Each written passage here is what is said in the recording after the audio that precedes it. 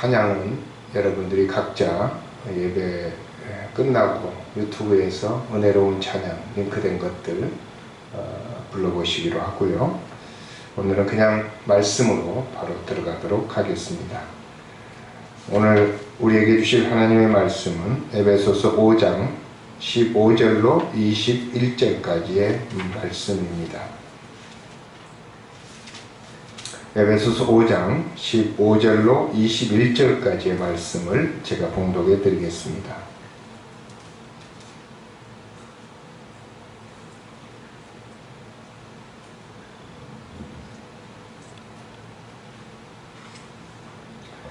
그런즉 너희가 어떻게 행할지를 자세히 주의하여 지혜 없는 자같이 하지 말고 오직 지혜 있는 자같이 하여 세월을 아끼라. 때가 악하니라.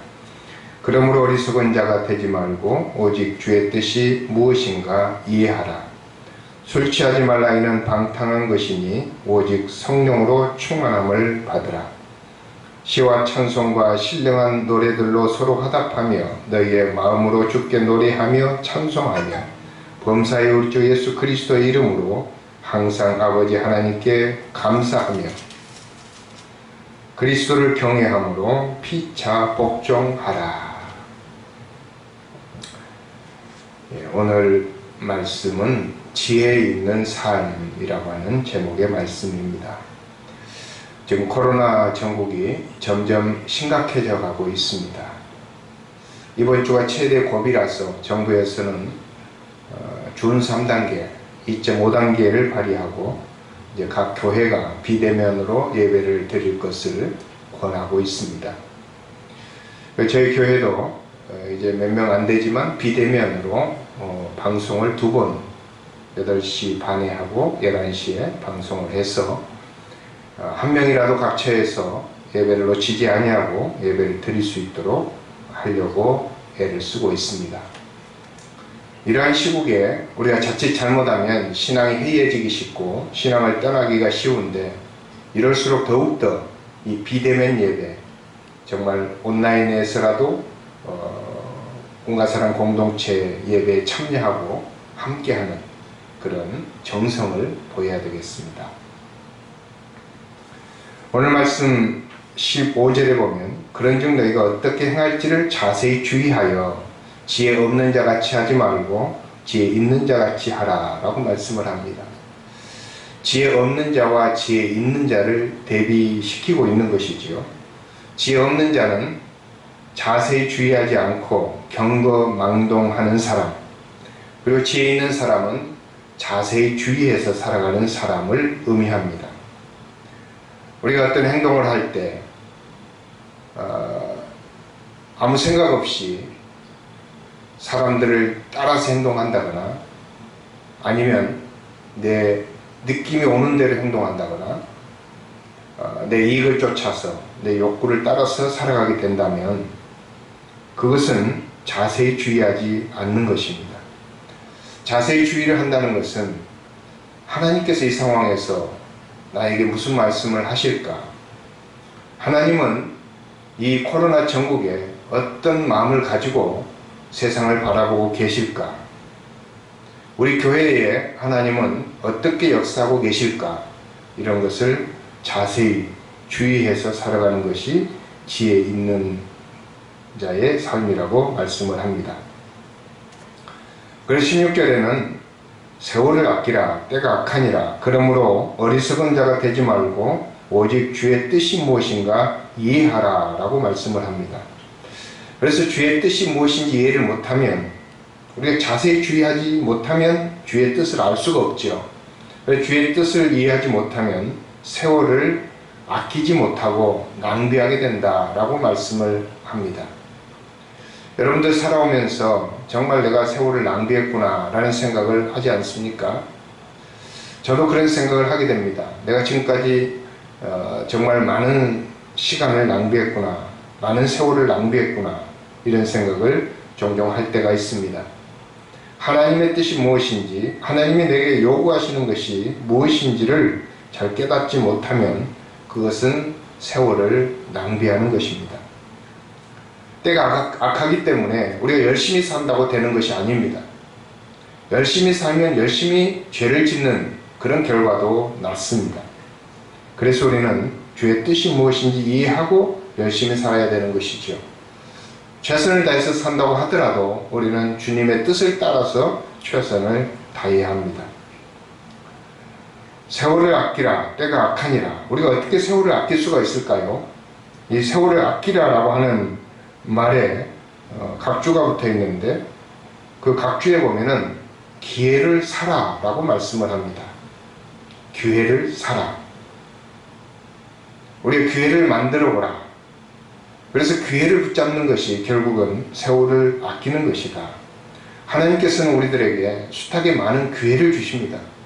충성할 수 있는 기회, 헌신할 수 있는 기회, 하나님 앞에 뭔가 드릴 수 있는 기회, 그런 기회를 주시는데 우리가 그것을 흘려보낼 수가 있는 것이죠.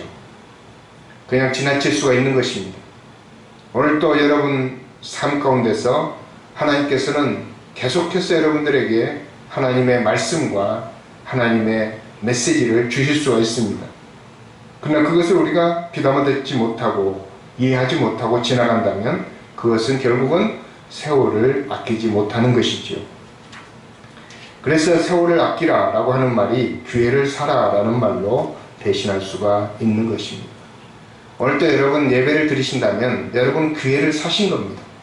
하나님이 우리에게 주신 기회, 하나님과 함께 할 수 있는 기회, 그리고 주일날 예배에 참여할 수 있는 기회, 이 기회에 우리가 들어오게 된 것이지요. 18절의 말씀에서는 술 취하지 말라 이는 방탕한 것이니 오직 성령으로 충만함을 받으라 라고 말씀을 합니다. 여러분 술 취한 사람들 잘 아시지요?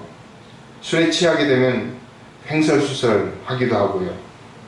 어떤 사람은 폭력적이 되기도 하고 어떤 사람은 극히 우울해지기도 하고 어떤 사람은 다른 사람을 험담하기도 하고 때로는 자기 비밀을 노출하기도 하고 그리고 하지 말아야 될 행동을 담대하게 하는 그런 모습을 보이게 됩니다. 그게 술 취하는 것이지요. 그런데 우리가 취한다고 하는 것은 술에만 취하는 것은 아닙니다. 마약에도 취하고 돈에도 취하고 이성에도 취하고 세상에 여러 가지 성공을 위한 자기 일에도 취하게 되는 것입니다. 취한다는 것은 무엇을 말할까요? 취한다는 것은 하나님의 뜻을 잃어버릴 정도로 무엇인가 집착한다는 의미입니다. 어린아이들이 비디오 게임에 취하게 되면 교회 가는 것을 잃어버리게 되죠. 그게 바로 취하는 것입니다. 삶의 목표가 있음에도 불구하고 게임을 하는 동안에는 삶의 목표를 전혀 개의치 아니하고 잊어버리고 그것에 몰두하게 됩니다. 우리가 어떤 것을 취하게 되면 내가 지금 해야 될 일과 내가 정말 가치 있게 생각해야 될 여러 가지 일들이 많이 있음에도 불구하고 그것을 하지 않고 넘어갑니다. 그게 방탕한 것이라고 말씀을 합니다. 술 취하지 말라 이는 방탕한 것이니. 여러분 그래서 우리나라에서도 술 취하면 매일 똑같은 생활을 반복하기 때문에 기독교에서는 술을 끊으라고 이야기합니다. 술 먹고 또 잊어버리고 그 다음날 똑같은 이야기 또 하고 또 반복되는 삶을 살아가는 것. 우리가 예수 그리스도를 믿는 그리스도인들은 뭔가 목표를 향해서 조금씩 전진해 나가야 되는데 똑같은 생활이 반복된다면 그것은 방탕한 것입니다. 우리가 술 취하지 말라 이는 방탕한 것이니 오직 성령으로 충만함을 받으라 라고 했는데 취하지 않기 위해서 가장 좋은 방법은 성령으로 충만함을 받는 것입니다. 성령으로 충만해지면 술 취할 수가 없습니다. 성령으로 충만해지면 뭔가 다른 것에 중독되지 않습니다. 오직 성령에 중독이 되기 때문에 그렇죠. 성령으로 충만해진다는 것은 바로 하나님으로 중독되는 것을 의미합니다. 중독이라고 하는 것은 나쁜 의미지만 하나님께 완전히 몰입하는 것, 우리 하나님께서 나에게 요구하시는 것에 내가 따라서 살아가면 그것은 이 세상의 중독과는 달리 더욱 명철해지고 더욱 분명해지고 우리의 삶의 길이 더욱 확실해지고 그래서 우리의 길을 바로 걸어갈 수가 있습니다. 술을 먹으면 비틀거리지만 성령에 취하게 되면 똑바로 걸어가게 됩니다. 하나님께서는 자신을 빛이라고 하셨고 우리들에게 빛의 자녀들처럼 행하라고 하셨기 때문에 성령에 취하게 되면 빛 가운데로 걸어가게 됩니다. 성령 충만한 사람의 삶에 대해서 19절에서 21절까지 이렇게 이야기합니다. 시와 찬송과 신령한 노래들로 서로 화답하며 너희의 마음으로 주께 노래하며 찬송하며 범사의 우리 주 예수 그리스도의 이름으로 항상 아버지 하나님께 감사하며 그리스도를 경외함으로 피차 복종하라. 에베소서의 말씀은 교회 생활에 대한 부분이 많이 있는데 아주 중요한 말씀이죠. 우리가 교회에서 어떻게 살아야 되는가, 아니면 세상에서 교인으로서 어떤 삶을 살아야 되는가, 거기에서 중요한 몇 가지 말씀을 주고 있는 것이지요. 시와 찬송과 신령한 노래들로 서로 화답하고 너희의 마음으로 주께 노래하며 찬송하라 라고 했습니다. 우리의 삶은 찬송의 삶이 되어야 됩니다. 굳이 내가 찬송을 부르지 않아도 찬송을 들을 수가 있습니다. 내가 찬송을 듣지 않아도 우리 마음속에 찬송이 나올 수가 있습니다. 하나님을 향한 찬송, 하나님을 향한 감사. 그래서 우리 마음에 노래가 있어야 우리의 삶이 풍성해지게 되는 것이죠. 그리고 범사의 우리 주 예수 그리스도의 이름으로 항상 하나님께 감사하라고 그랬습니다. 감사할 일이 있을 때만 감사하는 게 아니고 감사할 일이 없을 때도 감사해야 됩니다. 오늘 제가 주보에 썼지만 아이보리 비누를 만든, 여러분 아이보리 비누 아시죠? 하얗고 가볍고 둥둥 뜨는 그런 비누. 그 공장을 운영하던 사람이 경영난이 옴에도 불구하고 하나님께 철저하게 신앙생활을 하면서 11조를 드리면서 살았습니다. 그런데 어느 날 직원이 기계를 너무 오래 돌려버려서 이 비누가 잘못 만들어졌습니다. 엉터리 비누가 만들어진 거죠. 직원은 어찌할 바를 몰라서 동동거리는데 사장님은 그 비누를 들고 하나님께 기도했습니다. 그때 하나님께서 한 가지 생각을 떠올리게 했습니다. 목욕탕에서는 물에 뜨는 비누가 훨씬 좋지 않느냐, 이 상품을 그대로 판매해보자. 그래서 사장은 그 비누의 이름을 아이보리라고 지어서 시장에 내놓았는데 이 비누가 성공을 하게 됩니다. 선풍적인 인기를 얻게 되는 것이죠. 우리도 몇십 년 전에 그런 비누를 사용해 본 적이 있습니다. 이 사람의 이름이 할레이 프록터라고 하는 사람입니다. 지금 미국에는 프록터 갬블 비누 회사가 있는데 그 회사의 설립자입니다. 어려움에도 불구하고 잘못된 상황에도 불구하고 하나님께 감사하고 지혜를 구했을 때 하나님께서 그런 축복을 주신 것입니다. 제가 알고 있는 장로님 한 분도 2년 전에 우리나라에 엄청난 황사가 왔을 때 그 황사 때문에 많은 마스크를 생산했는데 그 다음에 황사가 없어졌어요. 작년에 황사가 없었어요. 그래가지고 그 마스크가 창고에 가득 재고가 쌓였는데 이제 돈이 회전이 안 되니까 망할 지경입니다. 근데 올해 코로나가 생김으로써 그 마스크가 불티나게 비싸게 팔릴 뿐만 아니라 중국에서 10년 동안 모든 물건을 가져가겠다고 계약을 하는 그런 일이 있었습니다. 완전히 상황이 역전된 것이죠. 올해 어렵고 힘들 때 비관하고 절망하고 그리고 불평하고 원망하고 이런 삶을 살아가지 아니하고 하나님께 감사할 수 있다면 그것은 새로운 기회를 하나님께서 우리에게 주시는 겁니다. 그게 바로 세월을 아끼는 것이죠. 교회 생활 마지막으로 21절에 그리스도를 경외함으로 피차 복종하라 그랬습니다.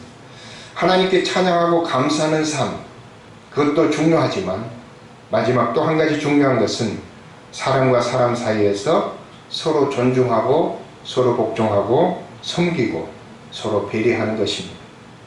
그래서 우리 그리스도인들의 공동체는 항상 복종해 서로에게 나보다 남을 낮게 여기고 그리스도께서 하늘 보좌를 버리고 이 땅에 오셔서 사람이 되신 것처럼 내가 낮은 자리로 들어가서 다른 사람을 섬길 때에 진정한 그리스도의 교회가 이루어지게 됩니다. 그래서 그런 삶을 살아가는 사람들을 지혜로운 사람이라고 말하는 것이죠.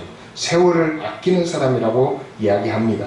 주의 뜻이 무엇인지 이해하는 사람이라고 이야기합니다. 성령 충만을 받은 사람이라고 이야기합니다. 오늘 말씀에서 자세히 주의하여 세월을 아끼고 주의 뜻이 무엇인지 이해하고 성령 충만을 받으라고 했는데 여러분들이 이런 찬양하는 삶과 감사하는 삶과 서로 복종하고 섬기는 삶을 통해서 이런 세월을 아끼고 지혜로운 삶을 살아가는 그런 저와 여러분이 될 수 있기를 바랍니다. 기도하겠습니다. 거룩하신 아버지 하나님, 교인이 한 명도 없는 텅 빈 예배당에서 하나님께 예배를 드립니다. 그러나 각처에서 온라인으로 때로는 녹화방송으로 하나님께 나아가는 꿈과 사랑교회 성도들이 있을 줄로 믿습니다.